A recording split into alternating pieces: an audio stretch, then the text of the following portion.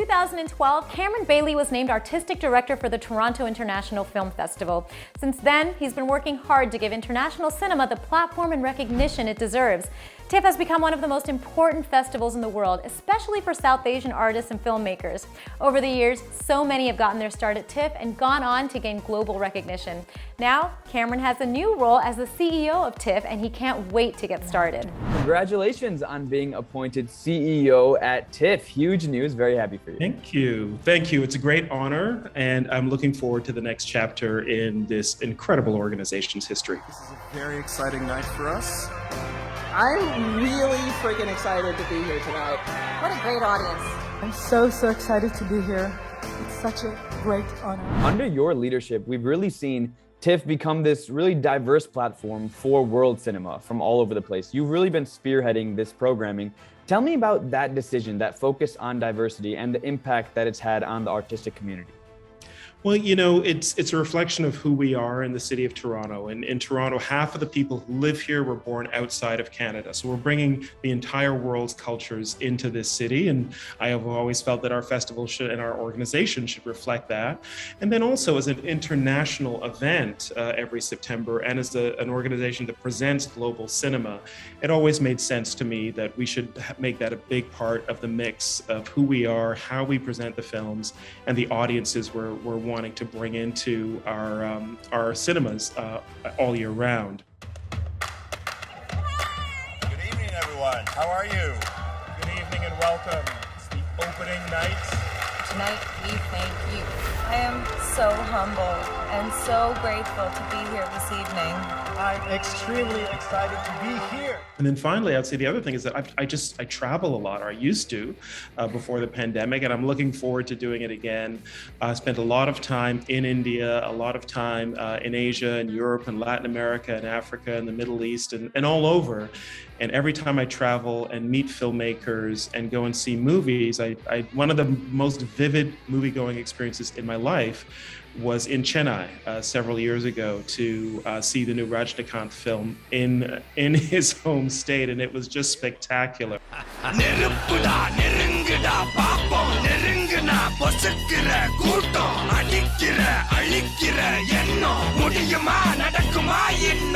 I love that, like, South Asian cinema in particular has been showcased so well at TIFF, and it's a proud moment for that area of the world. So over the last few years specifically, what is it about our region, about that cinema, that resonated with you to give it that type of support at the festival?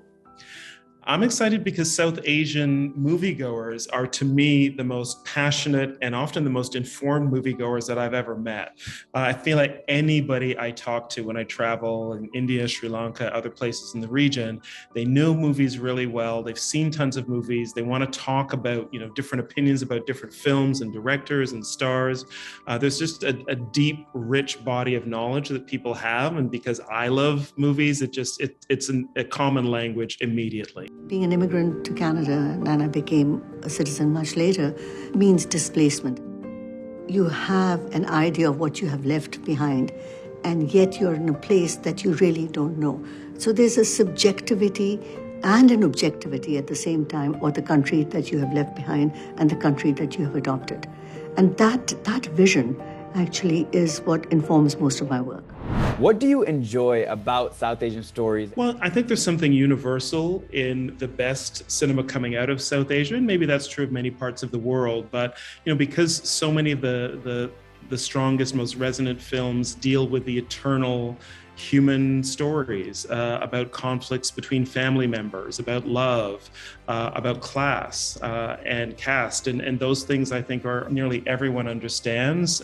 Indian cinema has told those stories so well for so many years, and they resonate. If we don't tell our own stories, no one else will. I made Kabhi Alvida Na Kehna, which was a commentary on marriage, on reasons why people get married, sometimes for the wrong reasons, and how you could step out of the boundaries of your marriage for sometimes no reason at all.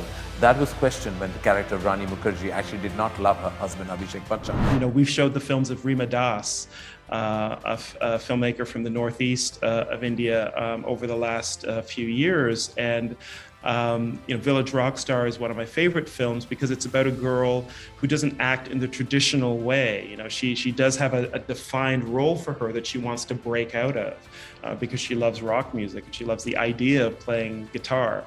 And I find those stories are just, they're universal, they can be deeply resonant, and they're meaningful for the audiences that watch them, whether they're in South Asia or here in Toronto.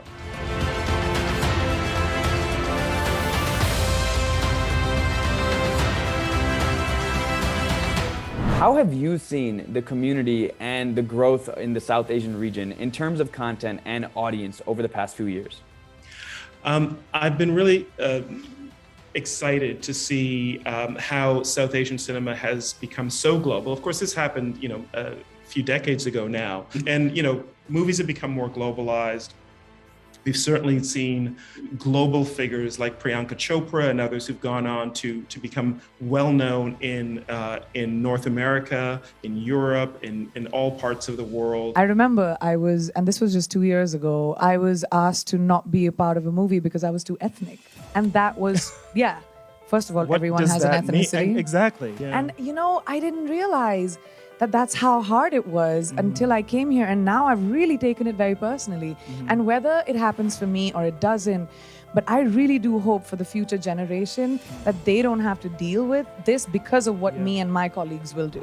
And I think that's a testament to the talent that comes out of the South Asian film world. And I think that's just become a part of the textures that we all have available to us now. It's not just a matter of, the Hollywood cinema, American cinema, and everything else, but the unique textures that come out of particular kinds of movie making in South Asia are really key, and they're woven into the fabric of world cinema in a very important way now. You lucky, lucky people. Wow! Wow, everybody! Wow! Thank you! Here we go again. Again, yes. We're so excited to be here. You guys are very excited? No doubt the pandemic has really impacted festivals all over. How challenging has it been to navigate this time and keep, obviously, safety first, but still move forward with the festival, holistically speaking? Yeah, it was an existential threat when it first became clear that the pandemic was not going to be a shutdown for a few weeks' time, but was going to last a long time. And in 2020, last year, we had to come up with a way of bringing the festival to our audiences without our usual tools. Most of our cinemas we couldn't use, so we did drive-ins for the very first time in our 46-year history.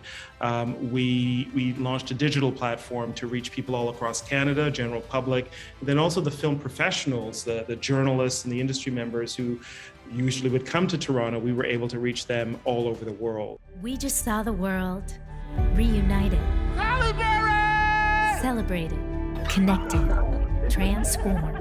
Thank you to everyone at Tiff for pulling this together in these strange times. If it wasn't for Toronto, I would not be here talking to Toronto.